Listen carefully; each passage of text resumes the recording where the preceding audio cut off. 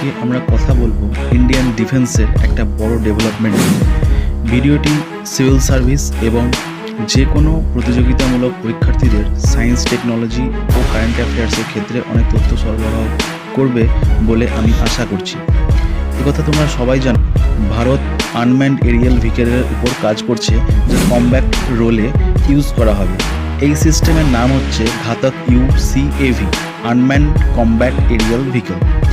ভারতের DRDO দ্বারা তৈরি হচ্ছে, যেটা ইন্ডিয়ানস ফার্স্ট স্টিল ড্রোন। ঘাতক অনেকটা আমেরিকার B-2 বম্বারের মতো দেখতে। দুটির মধ্যে মিল হচ্ছে দুটিই কিন্তু স্টিল টেকনোলজি, কিন্তু ভারতের ঘাতক হতে চলেছে আনম্যান্ড, কোনো পাইলট থাকবে না এবং B-2 বম্বারের তুলনায় ছোট। আমরা এই ভিডিওটির মাধ্যমে স্টিল ড্রোন কি সেটা জানব। ডিফেন্স মিনিস্ট্রি থেকে বলা হয়েছে ঘাতক 7th ফ্লাইং ট্রায়ালে সক্ষম হয়েছে, সেই ট্রায়াল সম্পর্কে জানব। এ নিয়ে পাকিস্তান, চায়না দুই দেশে যে ভয়ঙ্করভাবে ফাটছে সে বিষয় নিয়েও আলোচনা করব এবং চায়না এই নিয়ে কী চিন্তাভাবনা করতে চলেছে তাও জানব। এবার আসা যাক, স্টিল ড্রোন কি এর মানে। ড্রোনের মানে তো সবাই জানো, আনম্যান্ড এরিয়াল ভেহিকেল। এখন আমরা সবাই দেখছি মডার্ন যে যুদ্ধ হচ্ছে সেগুলির ড্রোনের ভূমিকা খুবই গুরুত্বপূর্ণ পালন করছে। এক্ষেত্রে এক ধাপ এগিয়ে যদি স্টিলথ ড্রোন টেকনোলজির সাহায্য নেওয়া হয়, তাহলে তা যে কোনো শত্রুপক্ষ দেশের ভিতরে ঢুকে গোপন মিশন, অপারেশন বা ইনফরমেশন কালেকশন করতে পারবে। স্টিলথ ড্রোন ট্র্যাডিশনাল র্যাডারে ধরা পড়ে না।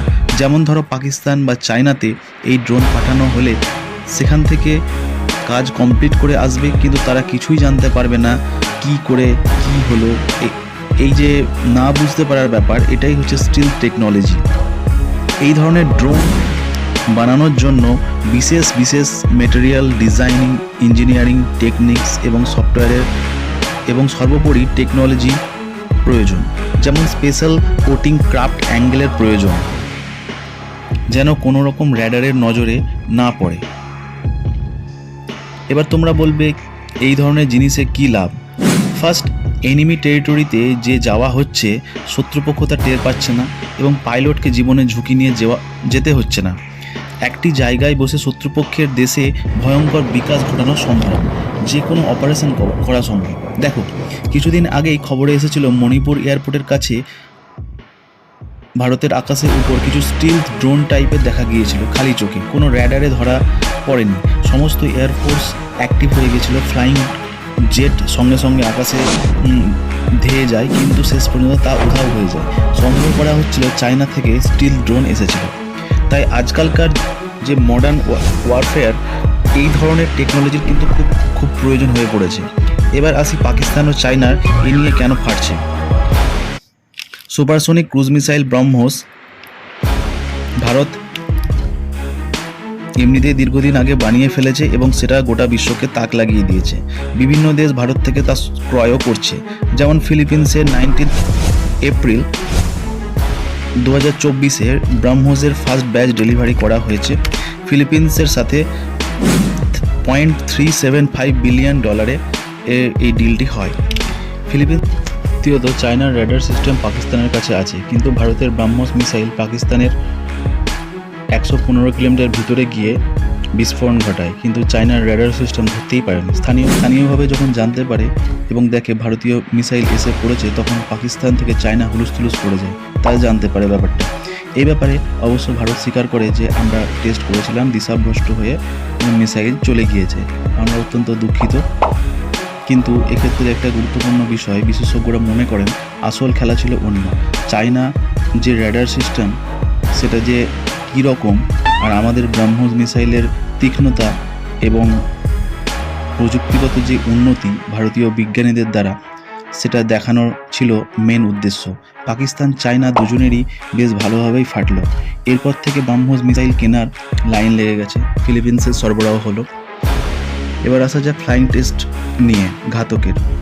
সেরকমভাবে এক্ষেত্রে DRDO সাকসেসফুলি ফ্লাইট ট্রায়াল করেছে মানুষবিহীন এই স্টিলথ ড্রোন উড়ানোর ক্ষেত্রে।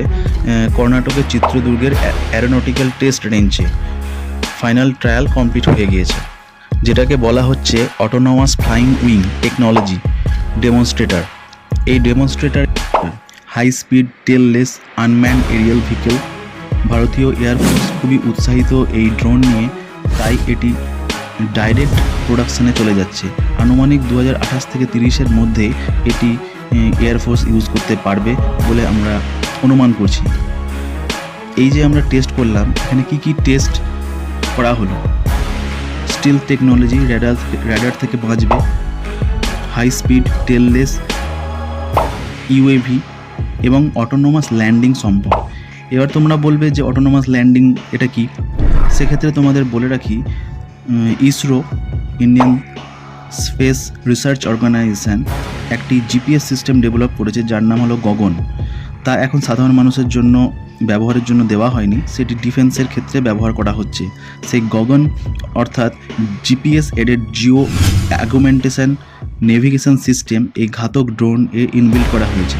তার ফলে এই ড্রোন আগে থেকে যে কোনো জায়গার সমস্ত গতিবিধি জানতে পারবে এবং নিজস্বভাবে অপারেশন, ল্যান্ডিং এবং ফ্লাইং করতে পারবে। এটাকে বলা হচ্ছে অটোনোমাস ল্যান্ডিং।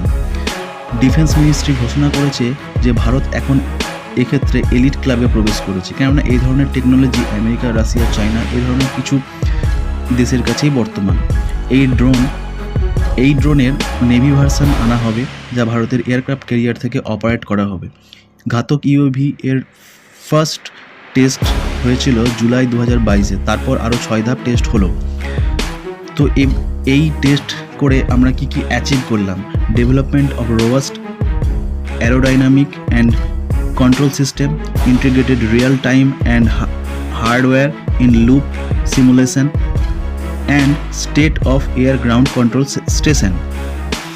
শেষ করার আগে আরও কিছু কথা জানিয়ে যাই। ভারতের আমেরিকা থেকে MQ-9B ইউএভি, যা remotely piloted aircraft system, government to government deal করেছে। $3 বিলিয়ন 31টি ড্রোন কেনা হবে, যার মধ্যে 15টি নেভির জন্য, 8টি ইন্ডিয়ান আর্মির জন্য এবং 8টি ইন্ডিয়ান এয়ারফোর্সের জন্য ব্যবহারের জন্য দেওয়া হবে। তবে চায়না এই ধরনের স্টিল টেকনোলজি এবং 5th জেনারেশন ফাইটার জেটকে আটকানোর জন্য কিছু রেডার সিস্টেম তৈরি করছে। তবে সেটা কতটা কার্যকরী হবে তা নিয়ে বড় প্রশ্ন আছে। যাই হোক, ভারতের ঘাতক যে ভয়ঙ্কর ঘাত ও প্রতিঘাত করবে তা শুধুমাত্র সময়ের অপেক্ষা। ভিডিওটি কেমন লাগলো আপনারা বলবেন, ভালো লাগলে শেয়ার করবেন, লাইক করবেন এবং আমাদের চ্যানেলটি সাবস্ক্রাইব করবেন। ধন্যবাদ। Jai Hind. Team defence and world নিউজের পক্ষ থেকে।